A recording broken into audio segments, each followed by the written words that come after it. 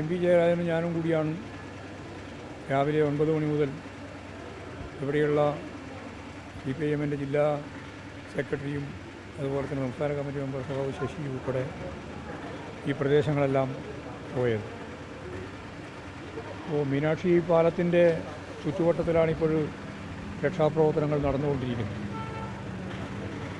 വലിയ മൺകൂനയായിട്ട് മാറിയിരിക്കുകയാണ് മീനാക്ഷി പാലത്തിൻ്റെ അപ്പുറവും ഇപ്പുറവും ഒക്കെ ആയിട്ട് രണ്ട് ഭാഗങ്ങളിൽ. ഇപ്പോൾ ഞങ്ങൾ എത്തുന്നതിന് തൊട്ട് മുമ്പ് ഒരു ബോഡി കൂടി ലഭിക്കുകയുണ്ടായി. ഇപ്പോൾ 4 പേരെ കണ്ടെത്താനും അവരുടെ കൃത്യമായിട്ടുള്ള കാര്യങ്ങൾ മനസ്സിലാക്കാനും സാധിച്ചിട്ടുണ്ട്. കമ്പനിയുടെ കണക്കനുസരിച്ച് ഇനിയും 4 പേരാണ് കണ്ടെത്താനുള്ളത്. ആ 4 പേരെ സംബന്ധിച്ചും വ്യക്തമായ ചിത്രം അവരെ കമ്പനിയുടെ കയ്യിലുണ്ട്. അപ്പോൾ അതിനുവേണ്ടിയുള്ള തിരച്ചിലാണിപ്പോൾ നടന്നുകൊണ്ടിരിക്കുന്നത്. ഞങ്ങളവിടെ എത്തിയപ്പോൾ തന്നെ മഴയുണ്ട്.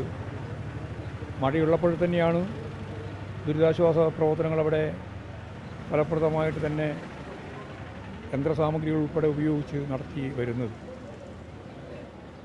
വലിയ ദുരന്തമാണ് സംഭവിച്ചത്. 4 ആളുകളുടെ ജീവൻ പൊലിഞ്ഞതിൻ്റെ കൃത്യമായിട്ടുള്ള വ്യക്തതയോടുകൂടിയുള്ള വിവരങ്ങൾ നമ്മുടെ കയ്യിലുണ്ട്.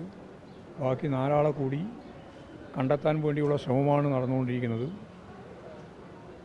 യോജിച്ച പ്രവർത്തനം എല്ലാ മേഖലയിലും ഉണ്ടാവണം എന്ന് തന്നെയാണ് ഞങ്ങൾ കാണുന്നത്. അവിടെ ദുരിതാശ്വാസ ക്യാമ്പിൽ 45-ലധികം വരുന്ന കുടുംബങ്ങൾ മാറ്റി പാർപ്പിക്കപ്പെട്ടിട്ടുണ്ട്. അതിൽ ഉന്നതികളിൽ താമസിക്കുന്ന പട്ടികവർഗ വിഭാഗത്തിൽപ്പെട്ട കുടുംബങ്ങളുടെ 6 കുടുംബങ്ങൾ അവരും ഉണ്ട്. ഉന്നതിയിലുള്ളവർ പറഞ്ഞത് ഞങ്ങൾക്ക് ഇനിയും അവിടെ താമസിക്കുക എന്നുള്ളത് പ്രയാസകരമായ കാര്യം തന്നെയാണ് എന്നാണ്.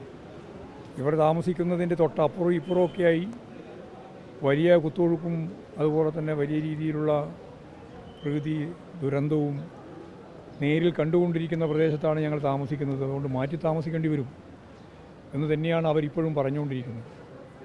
അപ്പോൾ അവരുടെ പുനരധിവാസം വളരെ പ്രധാനപ്പെട്ട കാര്യമാണ്. ആ ഉന്നതിയിലെ മുഴുവൻ ആളുകളെയും പുനരധിവസിപ്പിക്കുന്നതിന് വേണ്ടിയുള്ള ബോധപൂർവമായിട്ടുള്ള ഇടപെടൽ ഗവൺമെൻറ്റിൻ്റെ ഭാഗത്ത് നിന്ന് ഉണ്ടാവണം. കാരണം അവർ ഈ മല ഇടിഞ്ഞ് വെള്ളവും അതുപോലെ തന്നെ മണ്ണും ഒഴുകി വന്നതിൻ്റെ തൊട്ട മേലെ തന്നെയാണ് അവരുടെ വാസസ്ഥലം. അപ്പോൾ അവർക്കവിടെ ഇനി അങ്ങോട്ട് തിരിച്ചു പോയി അവിടെ താമസിക്കുക എന്ന് പറയുന്നത് സാധാരണ നിലയിൽ സാധിക്കുന്നതല്ല. അവരാ ഭീതിയാണ് ഞങ്ങളോട് പങ്കുവെച്ചത്.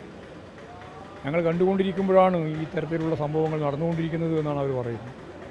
ഏതായാലും അവർ രക്ഷപ്പെട്ട് അവർ അപ്പോൾ ക്യാമ്പിലെത്തിയിട്ടുണ്ട്. മറ്റുള്ള ആളുകളുടെയും ഈ പ്രൊജക്റ്റിൻ്റെ ചുറ്റുവട്ടത്തിലുള്ള ആളുകളുടെ താമസ സൗകര്യവും പ്രധാനപ്പെട്ട പ്രശ്നം തന്നെയാണ്. അതെല്ലാം ഗൗരവപൂർവ്വം ആലോചിച്ച് അവരെയും പുനരധിവസിപ്പിക്കാൻ ആവശ്യമായ രീതിയിലുള്ള പ്രവർത്തനം ഗവൺമെൻറ് എന്ന രീതിയിൽ കൈകാര്യം ചെയ്യണം. ഇപ്പോഴെല്ലാവരും ചേർന്നുകൊണ്ട് ഫലപ്രദമായ രീതിയിലുള്ള ദുരിതാശ്വാസ പ്രവർത്തനം നടത്തി മുമ്പോട്ടേക്ക് പോകണം. കാരണം ഇനിയും 4 പേരെ കണ്ടെത്താൻ ബാക്കി കിടക്കുകയാണ്. തൽക്കാലത്തേക്ക് റോഡ് സൗകര്യമായി എന്ന് മാത്രമേ ഉള്ളൂ. ആ പാലവും കഴിഞ്ഞ് ഒരു റെസ്റ്റോറൻറ്റ് വരെ അതിൻ്റെ ഏതാണ്ട് ഒരു ഭാഗം വരെ മണ്ണും ചളിയും കൊണ്ട് മൂടിയതായിരുന്നു. അതൊക്കെ ഇപ്പോൾ കുറേ മാറ്റിയിട്ടുണ്ട്, മാറ്റി ഗതാഗത യോഗ്യമായിട്ടുണ്ട്. എന്നാൽ പോലും വളരെ വലിയ പ്രയാസം ആ പ്രദേശത്തുള്ള താമസിക്കുന്ന ആളുകളെ സംബന്ധിച്ചിടത്തോളം ഉണ്ട്. മാറ്റിപ്പാർപ്പിക്കപ്പെട്ട കുടുംബങ്ങളെല്ലാം പറഞ്ഞത് അതുതന്നെയാണ്, പ്രയാസകരമാണ് എന്നതാണ്. അത് ഗൗരവപൂർവ്വം കാണണം. ആവശ്യമായ പരിശോധന അതുപോലെ തന്നെ അന്വേഷണം നടത്തുകയും വേണം. എന്നിട്ട് പ്രോജക്റ്റ് അവസാനിപ്പിക്കുക എന്നുള്ളതാണ് പലരും പറഞ്ഞുകൊണ്ടിരിക്കുന്നത്. വയനാടിൻ്റെ ഏറ്റവും പ്രധാനപ്പെട്ട ഭാവിയിൽ ആവശ്യമുള്ള ഒന്ന് തന്നെയാണ് ഈ പ്രോജക്റ്റ്. ആ പ്രോജക്റ്റിൻ്റെ ഭാഗമായിട്ട് കാര്യം മുമ്പോട്ടേക്ക് കൊണ്ടുപോകുമ്പോൾ എന്തെല്ലാം അന്വേഷണം, എന്തെല്ലാം പരിശോധന ഇനിയും വേണോ അതൊക്കെ നടത്തി ഫലപ്രദമായ രീതിയിൽ പ്രോജക്റ്റ് കൈകാര്യം ചെയ്യണം എന്നുള്ളതാണ് ഞങ്ങൾക്ക് അത് സംബന്ധിച്ച് ചൂണ്ടിക്കാണിക്കാനുള്ളത്. ഇതിൻ്റെ മറവിൽ പ്രോജക്റ്റ് അവസാനിപ്പിക്കുക എന്നുള്ള നിലപാട് സ്വീകരിക്കുന്നത് ശരിയായ സമീപനമായിരിക്കില്ല. എന്നാൽ ഇപ്പോഴും തന്നെ പ്രോജക്റ്റ് ഇന്നത്തെ പോലെ തന്നെ തുടരണം എന്നുള്ളതല്ല ഞങ്ങൾ പറയുന്നത്. നല്ല പരിശോധന, ആവശ്യമായ എല്ലാ തരത്തിലുള്ള പരിശോധനയും നടത്തി ഫലപ്രദമായി കാലാവസ്ഥ മാറുന്ന സാഹചര്യമെല്ലാം കണക്കിലെടുത്തുകൊണ്ട് ആവശ്യമായ മുൻകരുതലോടുകൂടി കൈകാര്യം ചെയ്യണം എന്നുള്ളതാണ് ഞങ്ങളുടെ അഭിപ്രായം.